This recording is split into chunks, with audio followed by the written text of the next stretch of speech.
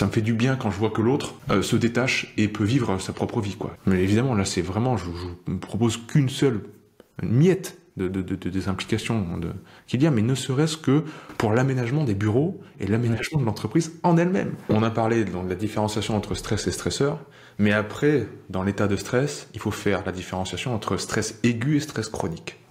Aujourd'hui, on va repenser notre rapport au monde. Je suis Cédric Watine, tu es chez Outils du Manager, le podcast en français sur le management le plus écouté. Alors aujourd'hui, interview de Pierre Dufraisse et on va sortir des sentiers battus. C'est le genre de podcast, d'épisode que j'aime beaucoup parce que on n'a pas invité un spécialiste du management. Tu verras qu'il est dans une toute autre discipline et pourtant les enseignements qu'il va nous donner, il va nous parler de science, il va nous parler du fonctionnement du corps humain, il va nous parler d'un tas de choses qu'on pourrait penser très éloignées du management. Et pourtant, je pense que ça peut être extrêmement riche, ça peut vraiment enrichir ta manière de manager. Je te conseille cet épisode, je te conseille de l'écouter jusqu'au bout. Il y a plein de choses que tu vas pouvoir appliquer dans ton quotidien et plein de réflexions qui vont peut-être te faire changer ton rapport au stress, te faire changer ta manière d'aménager tes bureaux, te faire changer les rapports que tu vas avoir avec tes collaborateurs et aussi peut-être te faire remettre en question des paradigmes que tu as sur ce que tes employés recherchent vraiment. Bref, une conversation super riche, 1 heure à passer avec Pierre, qui est un vrai investissement pour ton métier de manager ou de chef d'entreprise. Alors Pierre, j'ai envie de commencer en te demandant qu'est-ce que c'est, quelle est ta mission et pourquoi tu fais ce que tu fais. Merci Cédric, parce que je pense que cette question du pourquoi elle est fondamentale et on se la pose pas assez. Toi qui parles de culture d'entreprise au lieu de vision, je vais essayer de te transmettre ma culture à ma manière. Ce qui m'anime vraiment, c'est l'autonomie de la pensée et l'autonomie de l'action. Si tu me posais la question comment on peut réussir sa vie ou comment on peut l'échouer, c'est cette question comment réussir ou rater, c'est assez terrible de se poser cette question-là. Je pense que le fait même de se poser la question est problématique. Mais moi, ce serait sans doute la privation des libertés. Et que pousser les autres à penser et à agir par soi-même, c'est une mission, c'est une culture, peu importe comment on l'appelle, qui me nourrit vraiment de l'intérieur. Ça me fait du bien quand je vois que l'autre se détache et peut vivre sa propre vie, quoi. Il est lui-même. Voilà. Pour répondre simplement, je dirais ça. Ok. Et donc, la mission que tu t'es donnée, c'est de permettre aux gens de vivre avec un maximum de liberté. Ça va être intéressant dans le contexte du management, évidemment, puisqu'il y a cette notion quand même de hiérarchie dans l'entreprise. Et justement, à propos du management, et puis peut-être de ta vision du monde en général, c'est quoi ta grande idée? Par rapport au management précisément, ouais. Ça va être... ma grande idée, alors c'est présomptueux hein, de dire que j'ai trouvé quelque chose, mais il me semble que l'étude en fait des grands principes qui s'imposent à nous, les grands principes du vivant, les grands principes de la physique, les grands principes de la physique quantique, l'histoire des sciences, comme on dit. Alors la science des sciences, c'est l'épistémologie, donc c'est-à-dire l'étude des sciences, nous permettent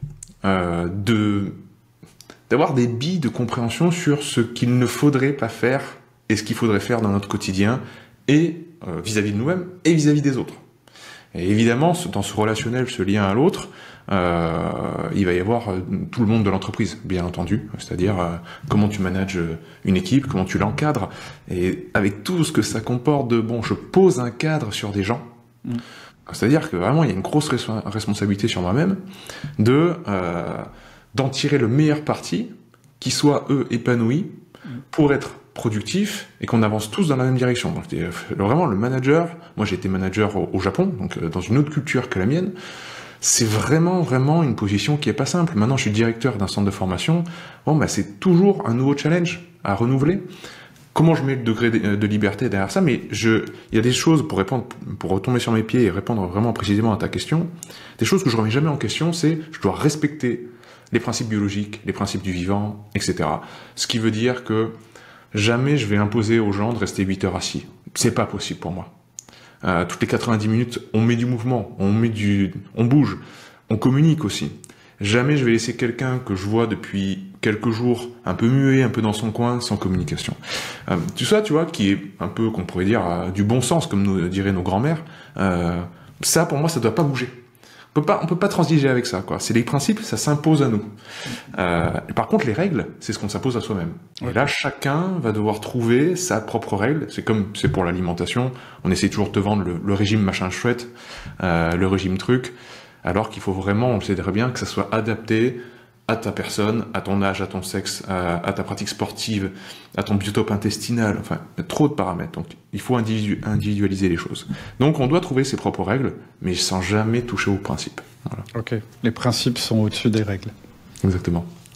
Est-ce que tu peux te présenter, en fait, nous dire un petit peu d'où tu viens, vers quoi tu vas, ton expérience, et puis ce vers quoi tu t'orientes, puis peut-être tes motivations, en fait, pourquoi tout ça, ça t'a intéressé, ça m'intéresse aussi, pour mieux te connaître, on se connaît pas très bien. On est bien sûr. En relation par un ami commun. Ouais, on embrasse évidemment Jérémy Coron, qui a permis cette mise en relation. On a eu des échanges déjà sur son podcast qui étaient passionnants, donc je te remercie vraiment pour cet entretien maintenant du jour. Donc, qui je suis? Pierre Dufraisse, j'ai 36 ans. Je suis né à Avignon, je suis le dernier d'une famille de 5 personnes, où il n'en reste plus que 4, parce que j'ai perdu mon papa à 25 ans, et je dis toujours ça parce que c'est important en fait dans mon parcours de vie. C'était un moment assez pivot. Un autre moment pivot, c'est que très rapidement, je me suis rendu compte à quel point les contraintes et les épreuves pouvaient nous transformer.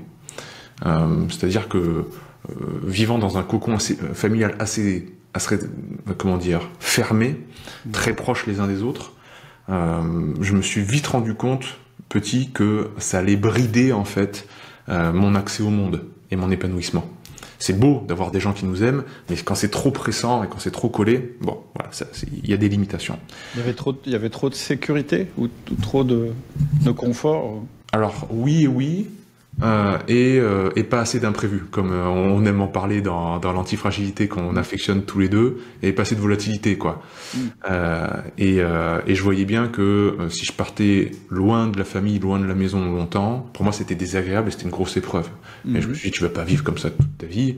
Vers mes 17 ans, passionné de culture japonaise, je me suis mis à apprendre la langue japonaise et je me suis dirigé vers des études de langue et business, pour ceux qui connaissent, LEA donc.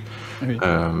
Et je suis parti, j'ai eu la chance de partir 1 an en université japonaise à Nagoya, et après j'y ai vécu 7 ans, et quand je suis parti 1 an à l'autre bout de la planète, je me suis vraiment dit, tu vas voir, ça va te changer, c'est pas ça va t'améliorer ou tu vas devenir plus intelligent, tu vas devenir plus ouvert d'esprit ou quoi, tu vas devenir quelqu'un d'autre. Et ça, ce fait de se mettre dans un inconfort qui était terrible pour moi, partir à 1 an loin de la famille, c'était vraiment, vraiment l'épreuve. J'étais certain que ça allait me changer de l'intérieur, et ça, je trouvais ça assez fabuleux. Peut-être parce que j'étais nourri par les contes, tu sais, les contes, les récits. J'aime beaucoup le Camelot, le roi Arthur. J'aime beaucoup l'Iliade et l'Odyssée. Ces héros qui partent à l'aventure et qui reviennent transformés. Peut-être que j'avais ça en tête, tu vois. Et donc c'est ce qui s'est passé. La vie au Japon était très très enrichissante. Et maintenant j'ai fait en fait de cette... en biologie ça s'appelle l'hormèse, mais de manière plus générale c'est l'antifragilité dont on parle. Okay. C'est-à-dire le fait de sortir de sa zone de confort, aller faire en sorte que son environnement reste toujours plus ou moins volatile et hasardeux. On sait maintenant que ça nous bénéficie. Et bien, cette transmission-là, elle est assez centrale en fait dans ce que je transmets. Donc, à mes 25 ans, donc comme j'ai dit, j'ai eu pas mal de pertes dans ma famille en fait, donc des grosses maladies, leucémie, cancer, etc., crise d'épilepsie. J'ai perdu le papa, la tante, tout ça. Et quand je repense en fait à même mon enfance, la mort et les maladies ont toujours été un peu présents, c'est-à-dire les grands-pères, les grands-parents, je les ai pas trop connus, ils sont vite partis. Tout ça m'a fait réfléchir par rapport à la prévention. C'est-à-dire, on connaît l'intérêt de la médecine, mais c'est vraiment pas pour critiquer quoi que ce soit. Mais la médecine allopathique, donc, qu'on connaît, le médecin généraliste, les médicaments, etc., c'est très bien au moment de la maladie. Ouais. Moi, je me suis dit, mais comment on fait pour pas que ça advienne. Voilà.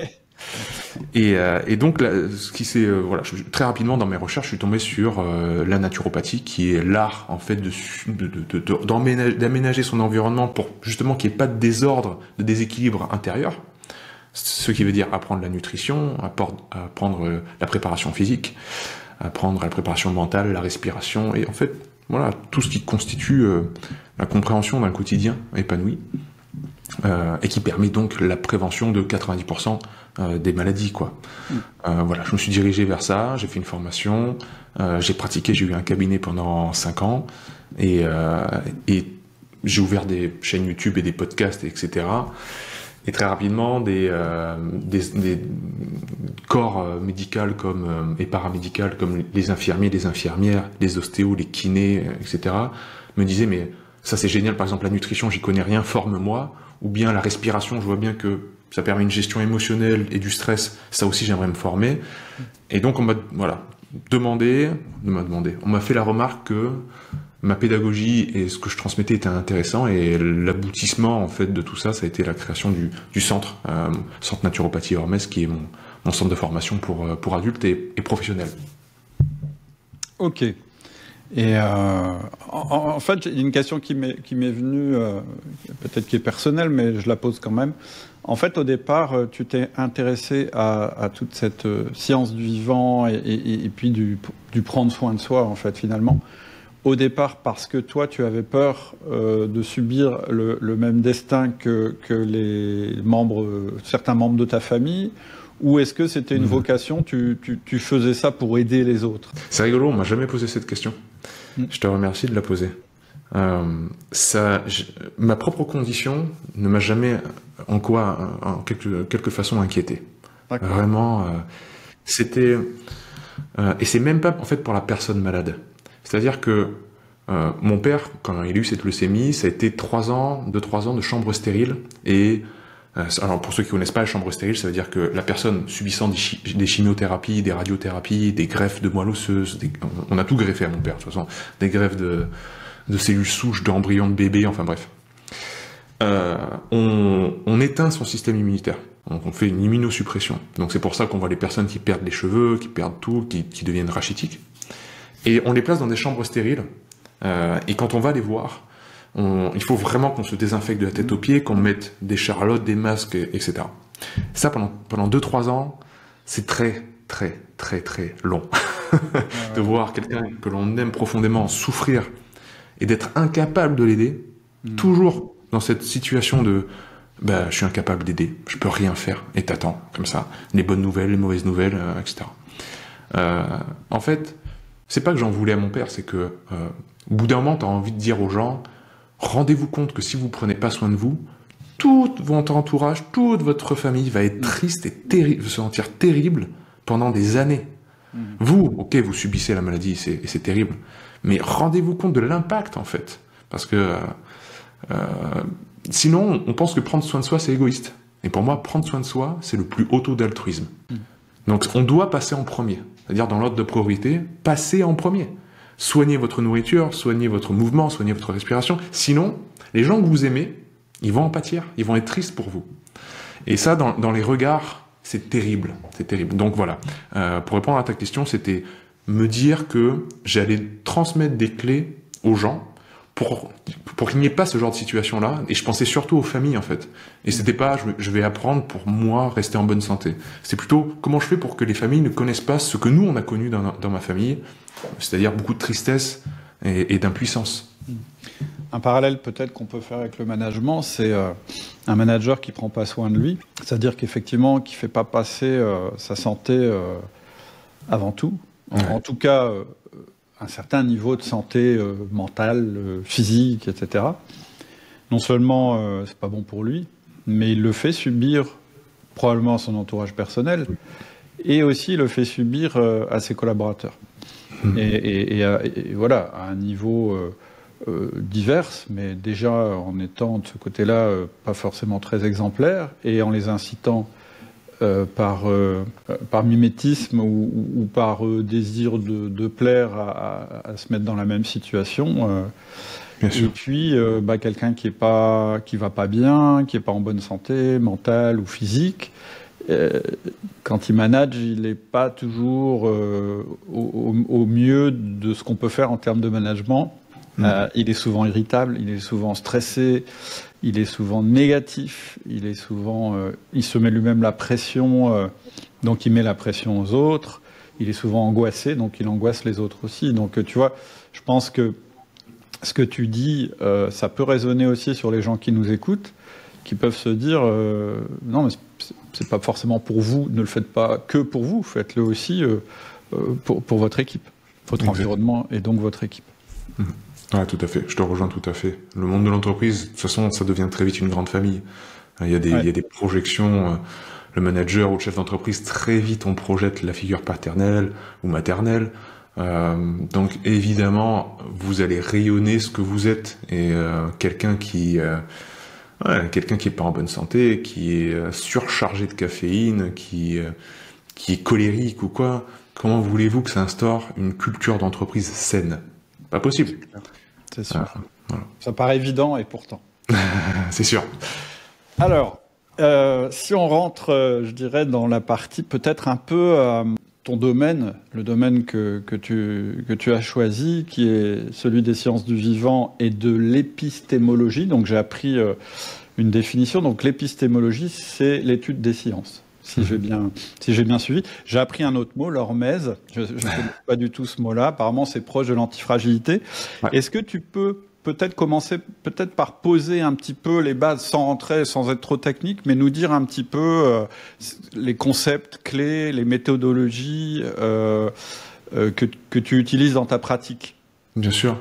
Je pense que dans toutes tes transmissions, la plupart en tout cas, tu parles souvent de l'antifragilité sur tes podcasts et dans tes émissions. Donc l'auditoire sans doute connaît un petit peu la transmission de Nassim Nicolas Taleb à travers ce concept. Taleb, dans son livre, parle d'hormèse, ce terme-là que tu as découvert, pour ce qui est de la biologie, en fait, donc des sciences du vivant.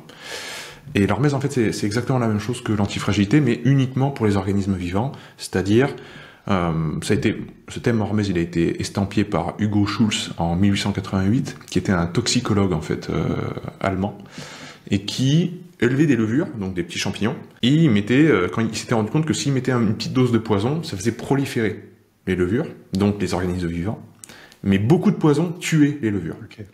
Donc, une petite dose d'un stress stimule la croissance de l'organisme, une grosse dose de stress le tue. On est exactement dans l'antifragilité, c'est-à-dire tu reçois un choc, tu reçois un stress, et ça peut te faire grandir en fait. Tu peux acquérir quelque chose de nouveau. Et en fait, toute notre biologie, c'est-à-dire notre système immunitaire, notre système osseux, notre système hormonal, notre système musculaire, et ça on le sait bien parce que c'est apparent. On voit bien que les gens qui vont à la salle de muscu, ils peuvent construire ce qu'on appelle une surcompensation positive suite à un stress qui est « je pousse de la fonte ». Donc, pousser de la fonte, ça fait stresser l'organisme, c'est... voilà, si on ne sait pas ce qui se passe et que tu regardes à l'intérieur du corps, tu peux penser que la personne fait un arrêt cardiaque, quoi. En fait, tu stimules un arrêt cardiaque, parce que c'est le cœur bat à la chanade, t'as tous les signaux hormonaux qui sont partis dans les étoiles. Bon, tu dis, la personne, elle va passer, quoi. Ben non, en fait, c'est volontaire. Tu te mets volontairement dans un état de stress, parce que tu sais que derrière, si tu te reposes bien, que tu manges bien, que tu dors bien, tu t'améliores. Et donc l'hormèse est centrale pour moi dans ma transmission, parce que ce principe de difficulté de l'épreuve qui nous fait grandir, il est aussi mental. C'est-à-dire, on sait très bien que si tu bûches sur un nouveau concept, tu lis un livre qui est difficile, si tu te forces à aller jusqu'au bout, à prendre des notes, etc., tu vas acquérir une nouvelle connaissance. Et ça, on le sait par la plasticité neuronale, c'est-à-dire je crée de nouvelles connexions dans le cerveau. Et tout répond sur ce principe de surcompensation positive, c'est-à-dire de gain, quoi, d'amélioration par rapport à un stress. Donc voilà, ça c'est assez central dans ma démarche. L'épistémologie, l'étude de l'histoire des sciences ou de la science des sciences, c'est-à-dire comment on a su ce que l'on sait. Comment on a appris que la Terre était ronde, que l'attraction terrestre, la pesanteur, ou la gravité, quoi, c'est pas une force, mais c'est une déformation de l'espace-temps, c'est-à-dire comment on est passé de Newton à Einstein. Comment on a découvert la physique quantique et quelles sont les leçons à en tirer. Tout ça, en fait, c'est des aventures humaines. C'est-à-dire, t'as des leçons, là, vraiment des leçons de vie. C'est les grands chercheurs de la physique quantique comme Schrödinger, comme Heisenberg et d'autres. Tu lis leur biographie, mais c'est incroyable à lire. C'est incroyable parce que ils partent dans des domaines comme ça, à l'aventure. Ils tentent des trucs, mais ils tentaient tellement des trucs dingues. C'est comme, tu vois, si je te dis, t'essayes de comprendre ce que c'est un cheval. Et pour comprendre ce que c'est un cheval, tu vas te dire, bon allez, j'imagine que le cheval il a des ailes et il vole. Je sais que c'est faux, mais allez, je ferme les yeux et je l'écris sur ma feuille comme ça. Et ils tentaient des trucs comme ça, tu vois, conceptuels, bon c'était au niveau mathématique, mais aussi qui leur paraissaient complètement dingues comme ça, tu vois. Ils se mettaient volontairement dans l'inconfort, se dire, bon, je fais n'importe quoi, mais voyons. Et là, bam, ça tombe juste. Je dis, punaise, ça tombe juste. Parce que, en fait, l'histoire de la physique quantique, c'est que, comme on est rentré dans le niveau subatomique, au niveau des molécules, les règles de notre échelle ne s'appliquent plus. Et là, tout d'un coup, tu peux avoir des chevaux avec des ailes. Et ça, mentalement, ça, c'est vraiment de l'hormèse mentale, pour le coup. C'est vraiment, tu te dis, punaise, je vais me mettre dans un inconfort terrible, parce que conceptuellement, je l'accepte pas. Mais je vais aller voir quand même, je vais aller gratter là où ça fait mal. Et enfin bref, l'histoire des sciences, c'est vraiment des leçons en fait, des leçons déjà pour éclairer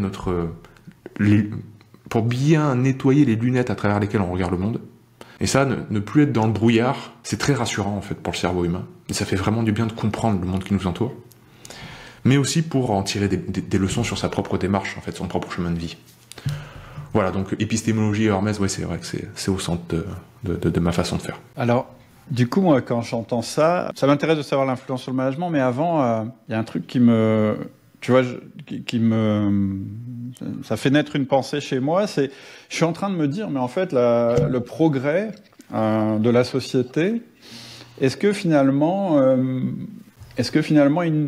il nous empêche pas, il nous isole pas justement par rapport à tous ces petits chocs qui ont fait depuis toujours que c'était notre manière de nous adapter, de nous renforcer, je vais dire nous renforcer d'une manière générale, de nous adapter à notre environnement. Est-ce qu'aujourd'hui on n'est pas dans un monde où... Alors, le progrès, ça a toujours été un petit peu ça. Je veux dire, avant, on se déplaçait à pied, puis à un moment, on a trouvé que c'était fatigant, donc on est monté sur un cheval, puis après, on s'est dit, c'est pas terrible, donc parce qu'on subit les intempéries, donc on va avoir une voiture tirée par des chevaux, puis après, on s'est dit, c'est pas pratique, les chevaux, ça pue, il faut leur donner à manger, donc on a inventé les voitures, etc. C'est le sens du progrès. Du coup, alors, je veux pas être moraliste, ni trop parler du goût de l'effort au niveau moral, mais quelque part, est-ce qu'on n'a pas perdu l'habitude, justement, de soumettre notre pensée, notre corps, notre physiologie, etc., à des épreuves pour qu'elles puissent s'adapter? Ah là là. Parce que, tu vois, il y a un truc dont j'entends parler un peu sur YouTube de temps en temps et sur le web, et moi, ça me parle pas trop, c'est l'histoire de prendre des douches froides, des trucs comme ça. Ça me tente moyen. Mais c'est comme si, tout d'un coup, on se disait, ouais, mais ça va pas. Maintenant, on est tellement dans le confort, avec une température régulée en permanence, aucun effort à produire, on se fait livrer tout, etc., que tiens, on va prendre une douche froide parce que ça va nous... Alors que quelquefois, il suffit de sortir en hiver et on a froid aussi, quoi. Tu comprends ce que je veux dire? C'est-à-dire qu'on a l'impression que on a une espèce de réflexe de se dire, mais ouais, mais il faut quand même qu'on fasse des efforts dans notre quotidien, sinon on va se ramollir, etc., etc. Ah là là, c'est tellement juste ce que tu dis. Parce que moi j'ai un regard qui est sans doute qui est ce que tu viens de dire en fait, hein, très abrupt par rapport à la société actuelle, c'est que je pense qu'il y a eu un gros shift pendant les 30 glorieuses après-guerre, c'est-à-dire que tu sais, comme l'adage le dit, les temps durs créent des gens forts, et les gens forts créent des temps faciles, et les temps faciles créent des gens faibles. Okay. Je pense qu'on a connu les deux guerres mondiales, qui étaient des temps très très durs, et par peur en fait que ces temps reviennent, nos arrière-grands-parents et sans doute plus avant, et sans doute aussi nos grands-parents, ont voulu créer une société simple, facile en tout cas, où le confort était ce qu'on recherchait comme objectif. Alors qu'avant, sans doute que le but et je vais dire ça sans connotation péjorative, hein, mais le but du paysan, le but du travailleur qui travaille sa terre et qui est chez lui dans son village ou quoi, ou même en ville, hein, mais avant, et sans doute il y a avant-guerre, c'était de servir le bien commun. Et le bien commun, c'était sa famille d'abord. C'était de s'engager pour son village, pour sa ville, voire pour sa patrie. C'était servir, en fait. On n'était pas du tout dans une recherche de confort, mais plus dans l'envie de donner du sens à sa vie, et que ça s'inscrive dans quelque chose qui est plus grand que nous. Il me semble, hein, c'est ma vision des choses. Et que, avec les 30 Glorieuses, et la venue de, tu sais, les choses qui ont révolutionné le monde, c'est l'électroménager. Hein, on le sait bien que l'arrivée c'est bête, hein, mais l'arrivée du lave-linge, l'arrivée de la télévision, l'arrivée du sèche-linge, l'arrivée de tout ça dans notre quotidien, c'était, et de la voiture ensuite, du chauffage, tout ça, de l'eau chaude, c'était, on vous rend la vie plus confortable, et c'est ça, et quand vous avez plus de confort, ça veut dire que vous avez une place plus haute dans la société. Alors qu'avant, c'était pas ça. C'est-à-dire, si vous êtes le chef du village, le forgeron, le clergé, etc., le professeur à l'école, ça, c'était valorisé. Votre fonction, en fait, dans la société est valorisée. Pas ce que vous avez, pas vos avoirs, en fait. Je dépeins, voilà, une chose avec des gros pinceaux, hein, je prends des raccourcis, mais ça nous pousse, en fait, ça a poussé, en tout cas, nos comportements contemporains à vouloir rechercher le confort comme réussite. C'est-à-dire, c'est l'objectif principal, c'est que je puisse ne plus avoir de moments inconfortables dans mon quotidien. C'est-à-dire que j'ai plus froid, comme tu l'as très bien dit, j'ai plus froid, j'ai plus chaud, j'ai toujours chez moi une température constante entre 19 et 22 degrés, j'ai pas besoin de me déplacer, j'ai ma voiture, j'ai pas besoin... Voilà, on enlève l'inconfort. Je suis en télétravail. Ouais, c'est ça. J'ai même plus besoin d'aller au bureau. Exactement. Les trottinettes électriques, c'est-à-dire j'ai plus besoin de marcher. Ouais. Et ça on considère ça comme un progrès, comme une avancée. Ouais. Pour moi, c'est une régression. C'est pas un progrès.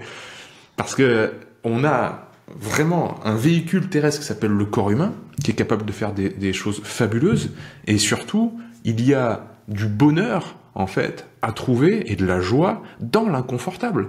Dans l'épreuve et tu as parlé du goût de l'effort, mais c'est exactement ça. Une fierté même. Une fierté. Mais bien sûr. D'avoir...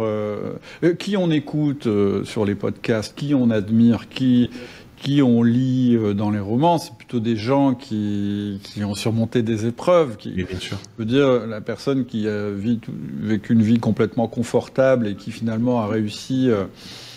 plus ou moins bien éviter les efforts au fur et à mesure, on va pas tellement en écrire un bouquin. Donc quelque part, je pense que quand tu vis comme ça, je pense qu'il doit y avoir un grand vide qui s'installe, ouais.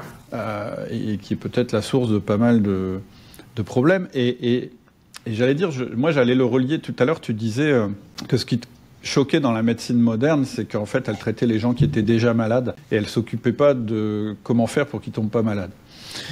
Et je pense que alors, c'est sûr qu'aujourd'hui, on vit plus longtemps qu'avant, mais quelquefois, j'ai envie de dire, dans quel état? Il y a la notion de durée de vie, puis la notion, je sais pas comment on dit, de comment tu vieillis, quoi. Et je pense que il y a un lien, c'est-à-dire que je pense qu'effectivement, des gens qui ont perdu toute leur système de défense, etc., forcément, ils vieillissent mal, et donc la dernière partie de leur vie, elle sera probablement conditionnée au nombre de médicaments, de traitements et de choses qu'on pourra leur injecter et qui, à nouveau, ne dépendront pas d'elles. Donc, je suis pas sûr que ce soit une fin de vie, en tout cas, globalement une vie et une fin de vie qui soient des plus agréables. Bref, je veux pas qu'on s'éloigne trop du sujet du management, mais en management, je me demande si c'est pas une des grandes causes du désengagement des collaborateurs qu'on connaît aujourd'hui. Le fait qu'on ait perdu un petit peu ce que tu disais, la nécessité d'avoir un sens qui va nous mobiliser. Et c'est ça qui est difficile, je pense, dans les entreprises, c'est qu'aujourd'hui, on dit, je comprends pas, les gens sont déprimés, ils sont démotivés, etc. Et ils sont désengagés, ça s'en foutent, en fait, finalement. Et je pense que c'est pas que de la faute des personnes elles-mêmes, ni des entreprises, c'est aussi, je pense, quelque chose d'assez fondamental qui se passe dans notre société. Et je pense que c'est un des challenges. En quoi ou pourquoi cette compréhension des sciences du vivant et de l'épistémologie, ça peut ou ça doit influencer notre manière de diriger nos entreprises et peut-être aussi la manière de manager les gens, en fait, finalement. On évoque le contexte, mais finalement, est-ce qu'il y a des leçons à tirer des découvertes ou du travail que tu fais qu'on pourrait appliquer en management? On en a parlé un petit peu, mais comment on pourrait faire le lien? Est-ce que toi, tu as des... Ouais, écoute, c'est très simple. Hein. C'est une fois qu'on a compris les grands principes du vivant, on va plus du tout demander c'est ça, attendre des personnes qu'ils fournissent un travail aliénant, sans mouvement, sans contact avec la nature. C'est-à-dire, tu me donnes une équipe à manager.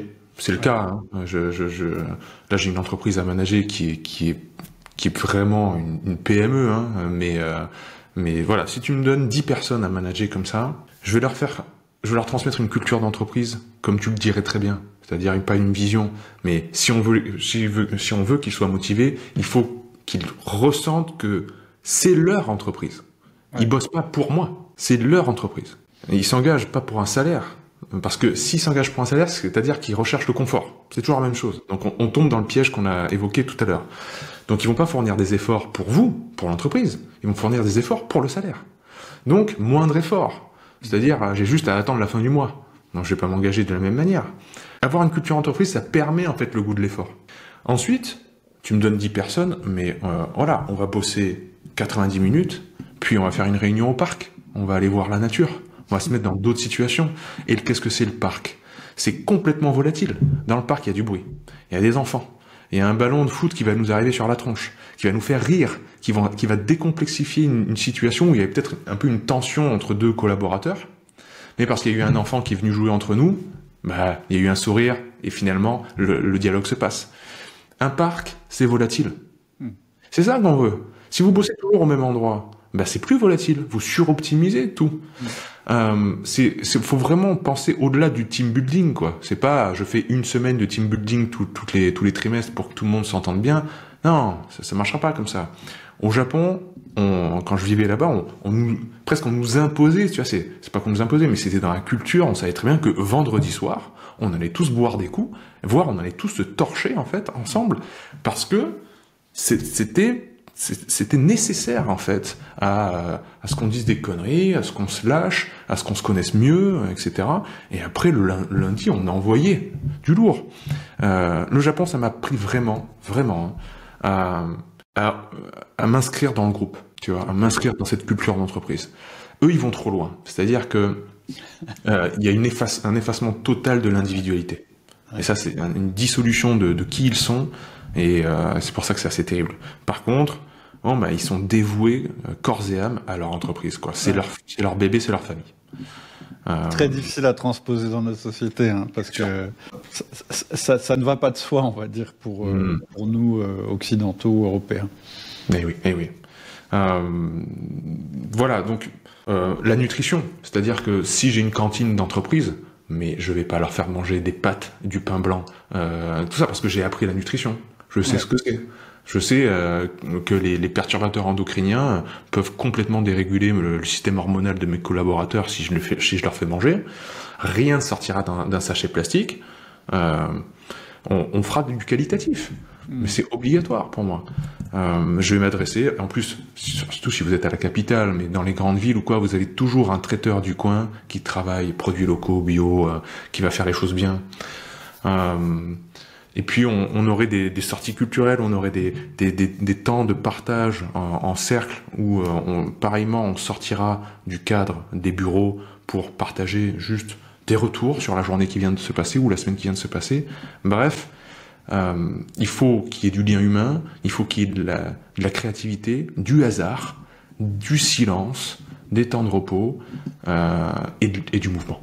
C'est-à-dire, toi comme moi, on sait très bien que quand on a un problème dans notre vie, il suffit qu'on aille prendre l'air et qu'on aille marcher 5 minutes pour que les choses s'éclairent et que, oui, c'était ça la solution. Alors que tu es en train de marcher et tu n'es pas du tout avec ta feuille blanche en train de bûcher sur le truc. Ça, c'est par exemple l'histoire des sciences qui m'a permis de le comprendre aussi. C'est-à-dire que Einstein, tous les pères fondateurs de la physique quantique, c'était des montagnards. Et il disait, on trouve les problèmes de la solution de nos problèmes mathématiques quand on va faire une randonnée. On le sait bien. C'est pas devant la feuille blanche. Tout est complémentaire. Et tant que tu casses pas, en fait, cette dynamique du vivant qui est, je tente des choses, je tape dans des murs pour voir si c'est creux ou si c'est plein. J'ai un degré de liberté qui est maximal, mais une culture, c'est-à-dire il y a des trucs que je toucherai pas parce que c'est sacré. Tu vas tirer en fait le meilleur parti de la collaboration avec les autres. Vous allez vous mettre en lien. Et l'histoire du vivant, en fait, c'est gagner en complexité par la mise en lien. Plus je peux me mettre en lien, plus je peux gagner en complexité pour arriver au fil de l'évolution à l'être humain, qui est quand même le plus haut taux de complexité des êtres vivants sur cette planète. Qu'est-ce que c'est l'être humain? Ça a été des bactéries qui ont rencontré des organismes unicellulaires, qui sont mis en lien, qui ont construit quelque chose de plus complexe, etc. Et nous, on est pareil. Si on sait bien se mettre en lien, on peut gagner en complexité. Pour une entreprise, ça veut dire gagner en marché, gagner en chiffre d'affaires, gagner en taille, etc. Nassim Taleb, il en parle un petit peu aussi dans Antifragile, de ce dont tu parlais, qui est un petit peu faire des expériences, faire de la prise de risque. Mais il met, je le dis quand même, parce que il met quand même en avant qu'on est un groupe et que donc on ne peut pas prendre un risque qui pourrait détruire le groupe. C'est-à-dire que oui, de la prise de risque, mais de la prise de risque sur...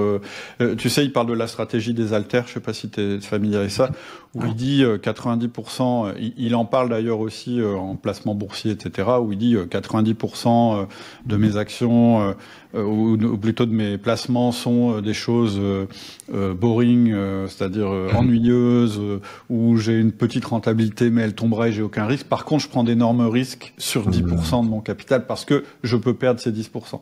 Je pense que dans une entreprise, il faut aussi avoir ce réflexe de dire, oui, attends, on va essayer des trucs, mais la règle, ça peut être, oui, tu prends un risque, mais tu prends un risque où tu peux avoir un échec sans que ça ait de conséquences sur l'ensemble dans lequel tu vis.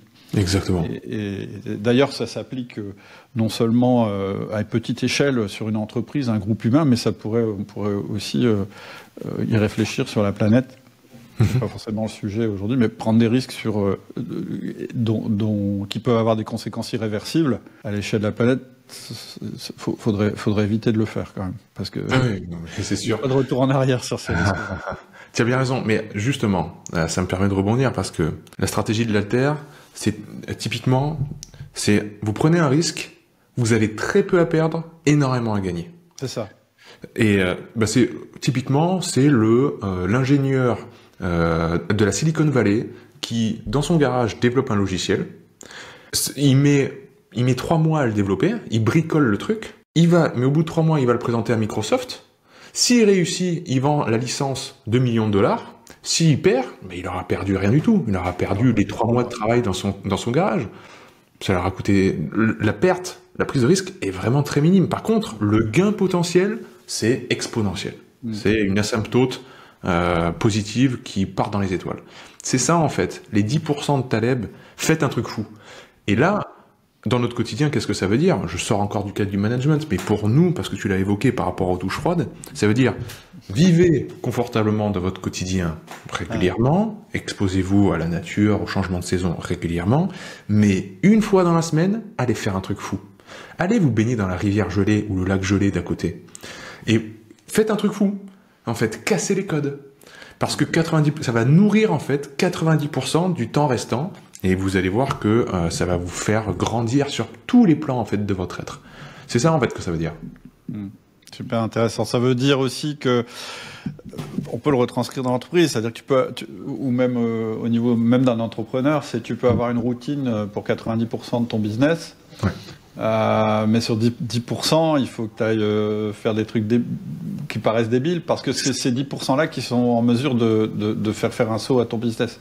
Exactement. C'est vrai aussi dans une entreprise sur les processus. Tu vois, au début, quand je lisais Antifragile et puis que je me disais, ouais, donc il faut prendre des risques, etc. Du coup, à un moment, Taleb, il a tout un passage sur la gestion en disant on cherche trop à faire des budgets, des machins, des trucs. Je me disais, ouais, donc faut travailler sans budget, sans process, ça marche pas non plus. Moi, dans certaines de mes entreprises, c'était trop le chaos. Ouais. Par contre, se dire, non, on a des processus, ça gère 90% des cas ou 80% des cas.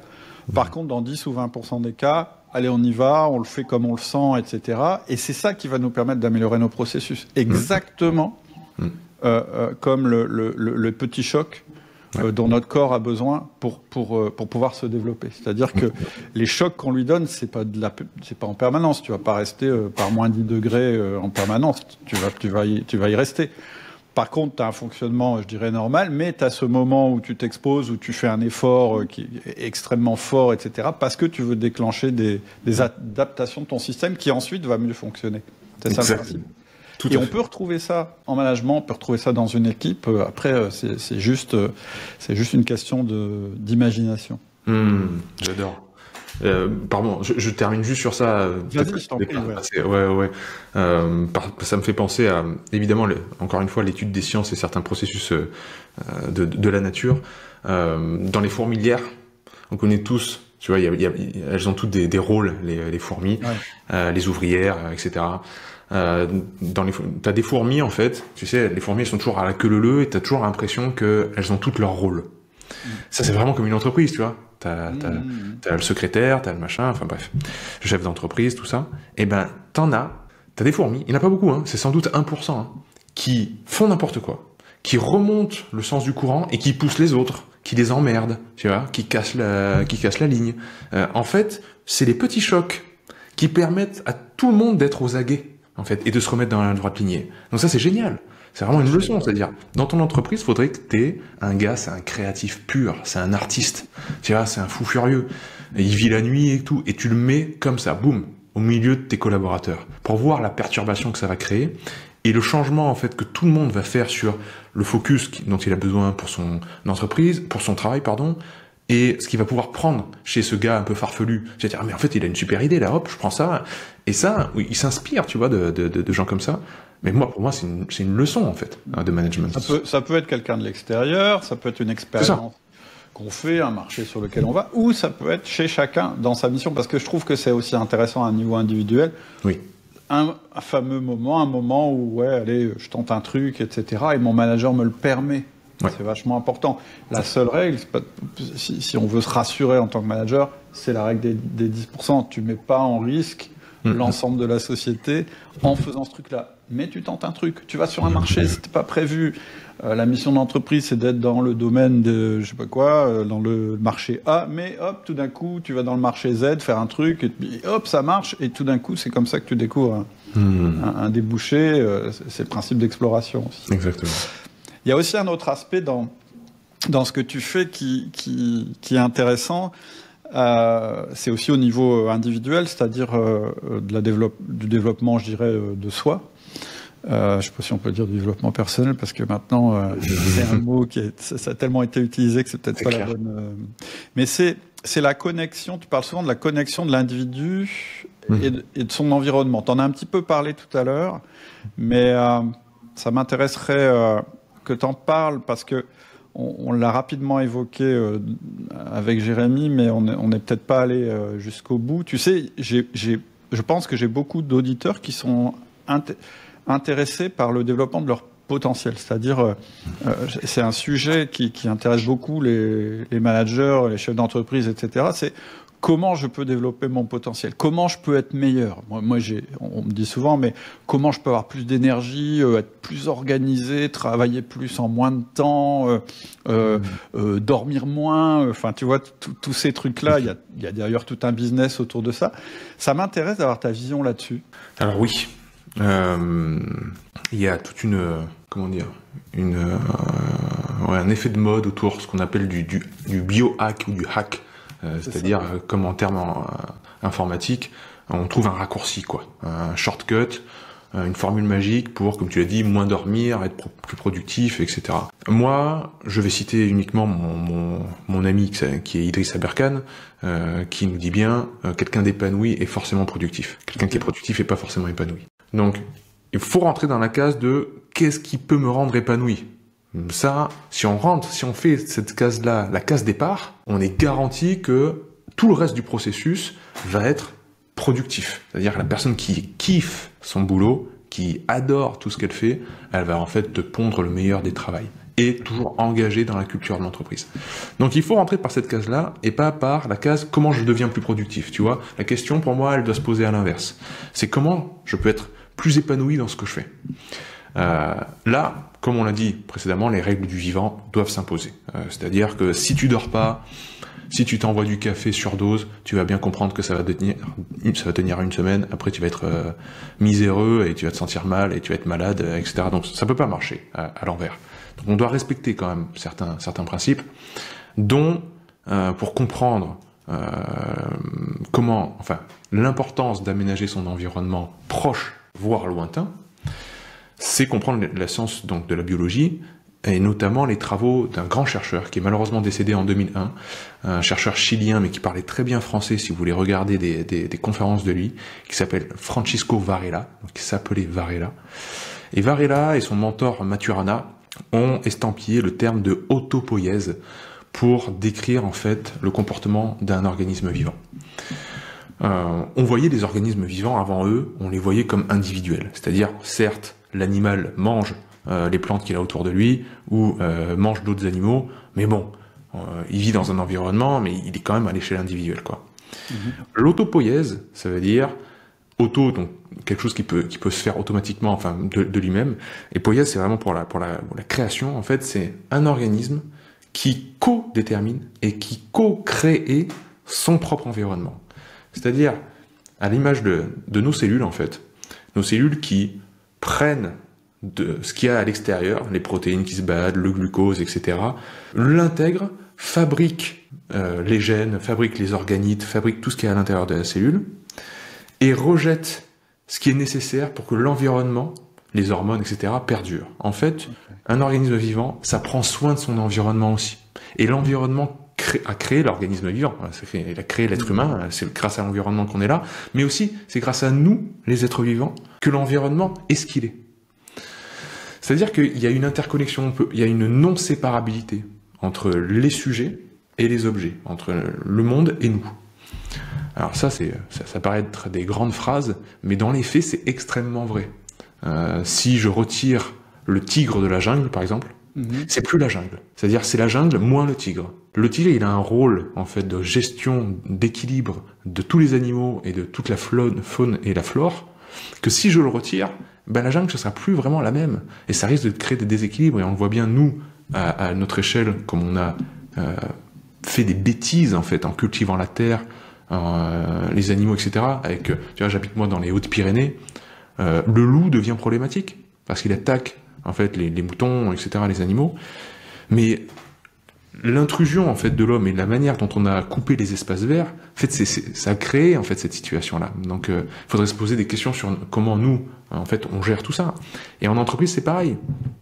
Encore une fois, pour parler du Japon, parce que je le connais bien, les 30 Glorieuses ont mis en exergue l'importance de l'environnement en entreprise parce que les Japonais pétaient des câbles, se suicidaient, et il y avait une santé en entreprise qui était terrible, exécrable.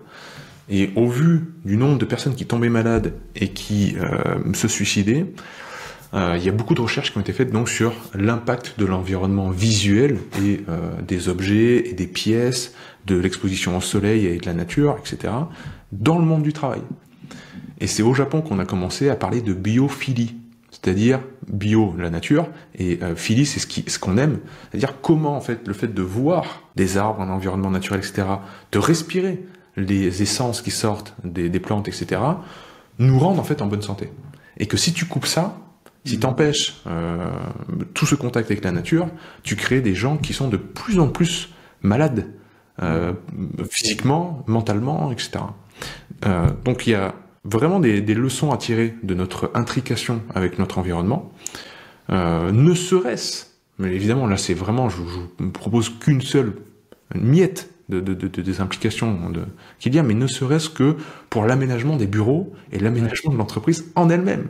C'est-à-dire quand vous faites venir les collaborateurs dans un endroit et que vous leur demandez de rester toute la journée dans cet endroit, attention à l'aménagement, quoi. Parce qu'on est à l'image, l'être humain est à l'image de son environnement. Non, c'est tellement vrai. Moi, j'ai eu cette expérience. On a déménagé l'entreprise en 2018. Donc tout le monde on l'a fait en participatif par rapport pas au lieu, mais puisque le lieu était validé, c'était vraiment un lieu beaucoup mieux que l'ancien où il n'y avait pas de perspective, il n'y a pas de, tu vois, c'était vraiment une zone et là on est dans une zone à nouveau, mais on est en hauteur, donc on voit le ciel, on voit très très loin, malgré les entreprises qui sont implantées. On voit à travers, enfin, c'est assez ouvert sur l'extérieur, etc. Il y a de la verdure, etc. Mais ça a marché mieux au niveau relation entre les personnes et calme dans les bureaux et que n'importe quel team building, que n'importe quel séminaire que tu pourrais faire. Parce que simplement, il y avait plus d'espace, il y avait plus de vision sur l'extérieur, il y avait des moyens de s'échapper simplement en regardant. Tu vois, je fais le mouvement de regarder par ma fenêtre parce que c'est une manière de te reposer que de regarder à un moment en dehors, etc. C'est très vrai. Ok, c'est intéressant. Après, l'environnement en entreprise, c'est aussi les relations entre les personnes, je pense. Bien sûr, bien sûr. Tu vois, quand tu parlais des gens, bon, ça c'est un extrême, hein, qui étaient tellement stressés au boulot qu'ils finissaient par en mourir, plutôt que d'essayer de trouver des hacks et des nouvelles choses pour en faire plus ou pour dormir moins, etc. Une autre approche, ça peut être de baisser les facteurs de stress interne, de mauvais stress. Moi je dis le bon stress c'est comme le cholestérol, alors je sais pas si c'est encore vrai d'ailleurs, s'il y a un vrai mauvais ou un vrai, ça je sais pas, je suis pas calé en bio, mais en tout cas ouais, je pense qu'il y a un bon stress. Le bon stress c'est celui qui te fait évoluer, celui sur lequel tu peux agir, qui te rend meilleur, et c'est vrai pour une entreprise. Puis tu as un mauvais stress qui est celui soit sur lequel tu peux rien faire et auquel on t'expose en permanence comme les médias adorent le faire, mais ça peut être aussi le stress. Tu vois, moi, dans une entreprise, je dis le bon stress, c'est celui qui vient de l'extérieur. Parce que celui-là, il va nous obliger en fait, c'est un stimuli. C'est pas un vrai, c'est un stimuli qui va nous permettre de trouver des solutions, etc. Par contre, si on a un énorme stress à l'intérieur, c'est-à-dire si on s'aime pas, si on est dans des pourris, dans des conditions pourries, qu'on est tous crevés, etc., on va générer du mauvais stress qui, celui-là, est forcément mauvais parce qu'en fait, il est totalement autocentré et destructeur. Et voilà, moi tous ces trucs sur le potentiel. Alors, moi, je suis comme tout le monde.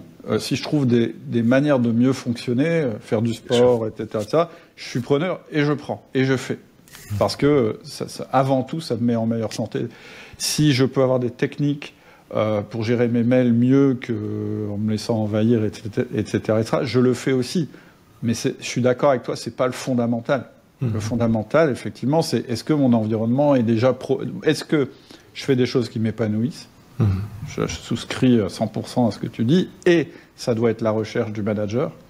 Comment tu peux faire en sorte que les missions de l'entreprise correspondent à chacun de tes collaborateurs à une zone qui les intéresse, etc. Et pour ça, il faut bien connaître ses collaborateurs. Exactement. Et puis, effectivement, il y a l'environnement. Il y a ce que tu disais, et l'environnement, c'est aussi les relations entre nous, quoi. Si on s'entend pas, ça va être compliqué, quoi. Exactement. Plusieurs choses là sur lesquelles j'ai envie de rebondir. Taleb parle évidemment de la via negativa, donc que retirer quelque chose de négatif nous apporte plus de bénéfices que d'ajouter quelque chose de positif, qui nous semble en tout cas être positif. Et c'est exactement ce que tu viens de dire, c'est-à-dire bon, on veut tous être plus performants, mieux fonctionner, etc. Mais en fait, pour exprimer notre plein potentiel, il faut d'abord s'intéresser à ce qui bride ce potentiel. Qu'est-ce qui l'empêche d'advenir? Et là, encore une fois, l'épistémologie et l'étude des sciences nous donnent des très bonnes pistes de réflexion. C'est-à-dire que, par exemple, ce terme de stress, on voit bien qu'on l'emploie tous d'une manière un peu différente. Tu viens de nous donner ta définition. Je pense que tes collaborateurs pourraient me donner une autre définition. On voit bien qu'il est utilisé à tort et à travers, comme le cholestérol. Mais en fait, quand on s'intéresse à l'histoire de ce mot-là, c'est-à-dire comment la médecine en est arrivée à utiliser ce terme, ça nous donne en fait toutes les réponses. Okay. C'est-à-dire que on a eu dans le XXe siècle une étude véritablement des facteurs autres de la maladie que pouvaient être les virus et les bactéries. C'est-à-dire, est-ce que on peut ce que vit la personne dans son quotidien, c'est-à-dire une épreuve, un deuil, une situation stressante dans sa famille ou dans l'entreprise, etc., peut influencer l'état interne, c'est-à-dire les hormones, le système nerveux, etc., etc. Et on s'est intéressé à ça, en fait. Et le terme stress, en fait, il détermine, il décrit un état interne du corps. Ok ? Donc, c'est pas...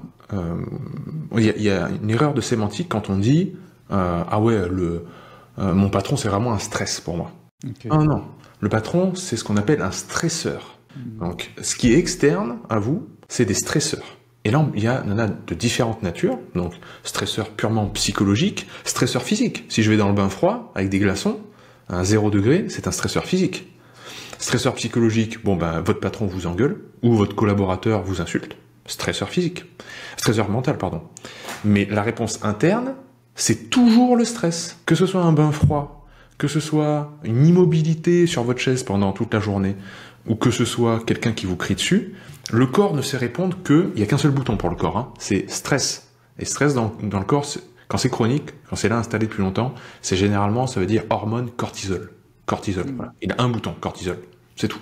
Au début, il fait adrénaline un petit peu, mais après, il fait cortisol très rapidement. Si le cortisol, il est souvent là, c'est-à-dire si l'état de stress est souvent là, à cause de différents stresseurs, alors on va avoir une baisse de l'immunité, alors on va avoir tout un tas de dérèglements internes.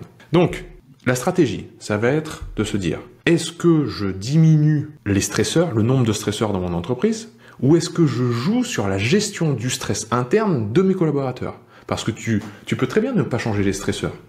Et apprendre à tes collaborateurs à faire des exercices de respiration, à faire de la méditation, etc.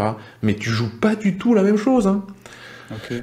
Tu auras beaucoup plus de bénéfices à enlever les stresseurs, c'est-à-dire tu fais passer un sondage, ou bien tu fais un rendez-vous trimestriel avec tes collaborateurs et tu les prends un par un et tu leur dis, bon voilà, dans l'environnement, est-ce qu'il y a des stresseurs, c'est-à-dire des sources de stress pour vous, etc.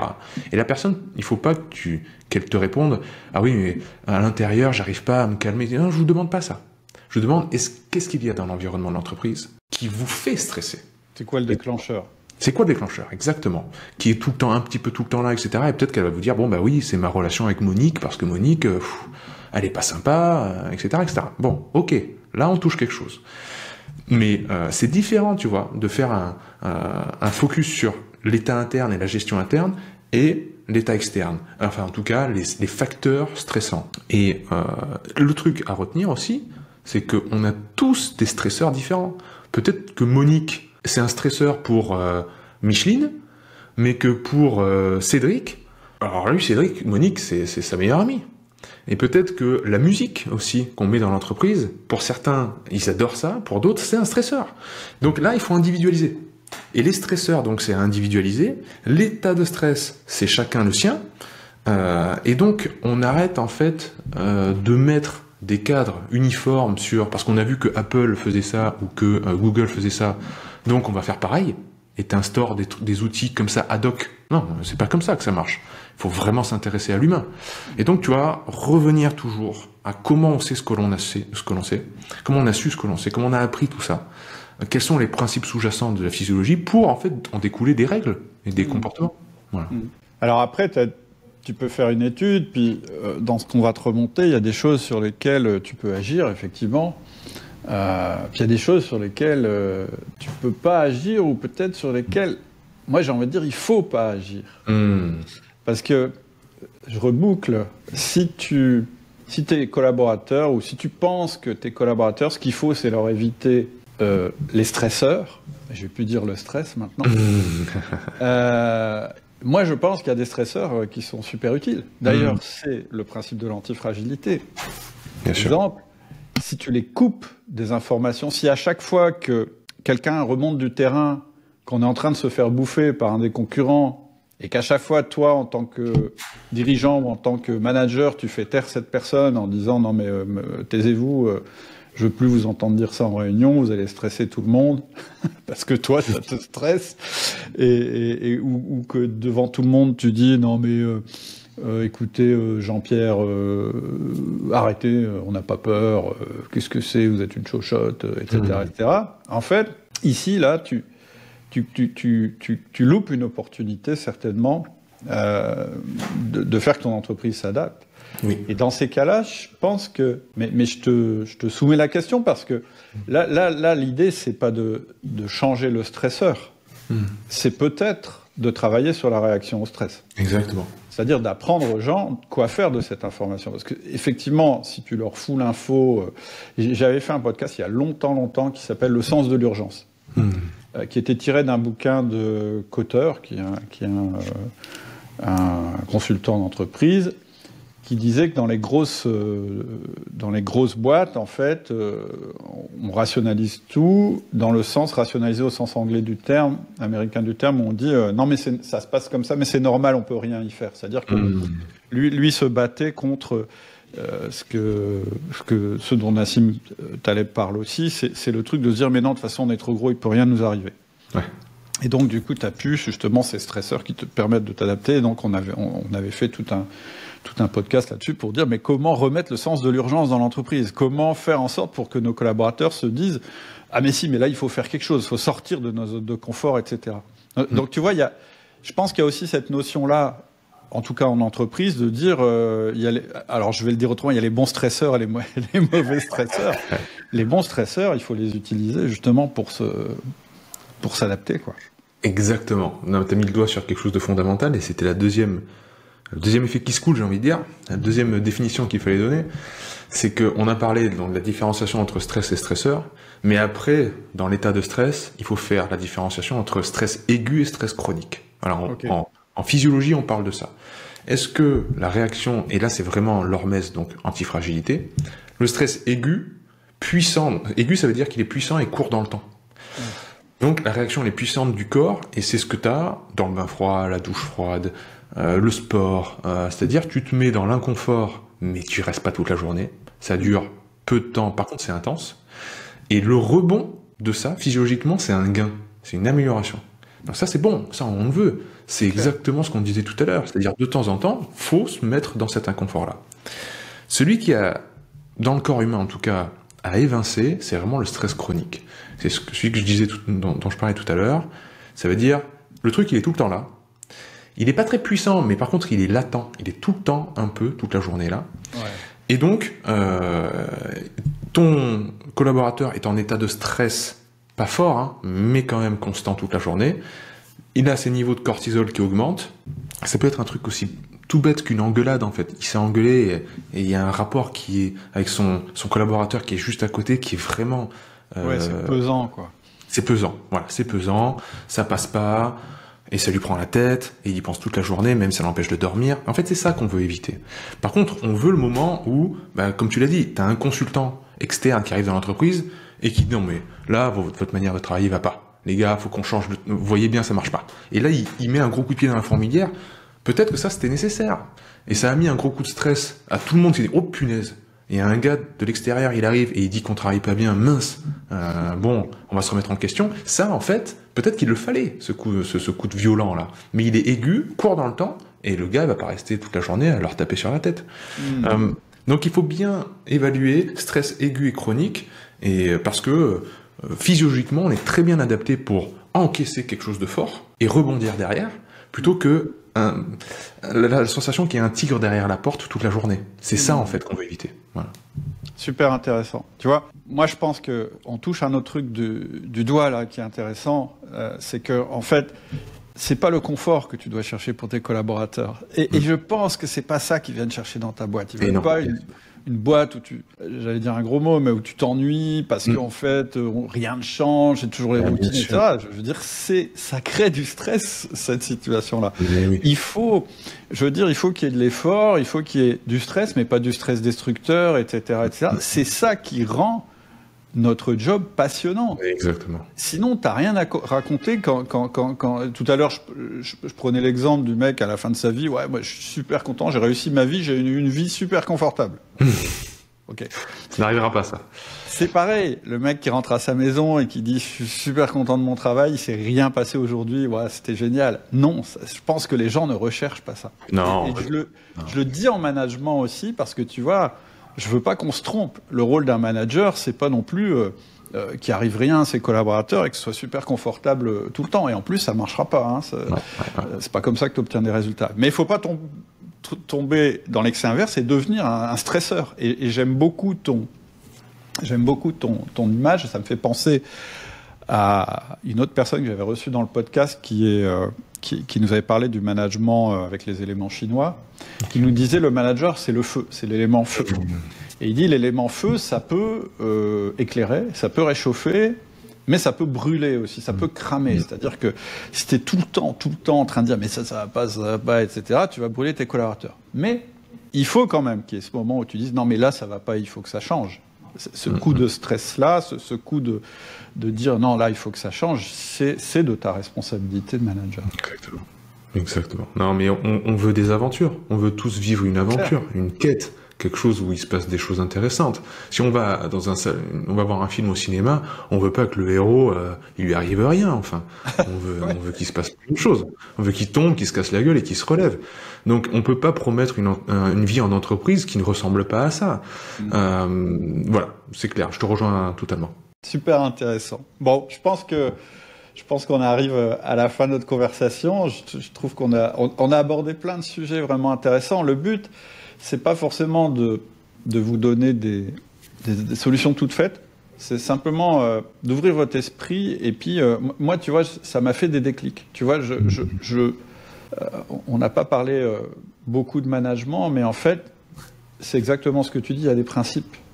Et les principes, en fait, ils s'appliquent quel que soit le domaine, et y compris celui du management. Donc, j'espère que vous avez tous eu des déclics. On pourrait peut-être conclure, alors je ne sais pas si tu as des idées là-dessus. Qu'est-ce que, là, tout de suite, en sortant de l'écoute de cet épisode, qu'est-ce que tu voudrais conseiller aux managers qui nous écoutent? Est-ce que tu aurais, ou chefs d'entreprise d'ailleurs, est-ce que tu aurais des pratiques qui t'ont aidé toi et qui pourraient les aider? Il y a quelque chose qui me vient tout de suite. Et c'est tout simple, et on l'a déjà évoqué hein, dans nos échanges, c'est demandez-vous simplement si vous êtes toute la journée dans le même bureau. Si c'est le cas, si vraiment c'est le cas, mettez du mouvement et faites sortir vos collaborateurs en dehors de l'entreprise. Ok ?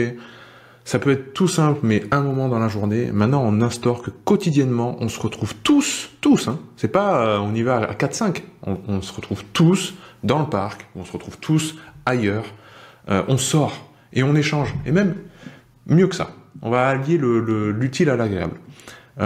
C'est après chaque repas. Donc il peut y avoir le petit déjeuner que vous partagez, croissant, machine à café à 10h, ou le plus simple c'est le déjeuner de midi. Vous mangez tous à la cantine, etc. Mais après, tout le monde, à 13h ou 13h30, peu importe, on s'en fiche, part faire une marche digestive pour réguler la glycémie sanguine, donc le sucre que vous avez dans le sang. Il n'y a rien de mieux que marcher après avoir mangé. Et on fait tous une marche d'une demi-heure. Et dans la marche, vous allez voir comme les langues se délient. Vous allez voir comment vous allez parler du client, machin, etc. Puis il y a un gars qui va tendre l'oreille et dire « Ah mais moi j'ai une idée pour ça ». En fait, les cerveaux vont s'aérer. Donc si vous faites pas ça déjà, que vous restez vraiment H24 dans les mêmes locaux, mettez en place une routine de on sort des locaux, on prend l'air, on fait quelque chose, mettez du mouvement. Voilà, c'est peut-être bateau et simple, mais pour moi c'est extrêmement puissant de faire ça. Ok, intéressant. On le voit hein, d'ailleurs quand on fait une réunion ailleurs. Moi je sais qu'il y a des réunions plus des réunions de direction, puisque moi j'ai des managers qui managent mes entreprises. Je préfère pas les faire sur site. On n'a pas du tout la même réunion. Mais clairement. Incroyable. Bien sûr. Incroyable. Ces réunions qui sont sur site, elles sont trop ancrées dans le quotidien. Et quand tu veux faire de la réflexion sur la stratégie, etc., il ne faut pas te mettre sur site. Bien sûr. Bien sûr. Ok. Super intéressant. Pierre, comment on rentre en contact avec toi? Comment si des gens, alors je sais pas si tu es ouvert à ça, ont envie de te poser des questions ou s'il y a des points qui les ont interrogés, c'est quoi la meilleure manière de rentrer en contact? Ouais, alors écoute, les réseaux sociaux sont pas mal pour ça. Vous me retrouvez sur Verisme TV, ça s'écrit VERISME plus loin TV. C'est le nom de la chaîne YouTube, c'est le nom de l'Instagram. Instagram, ce sera sans doute facile pour écrire. Moi, je suis devenu cet électron libre qui vient donner des coups de pied dans la fourmilière dont on a parlé tout à l'heure, en fait, hein. Ouais. Dans le milieu sportif, dans le milieu des entreprises, évidemment, pour faire des stages, des séminaires, peu importe. Si vous avez envie de faire appel à moi, ce sera avec grande joie.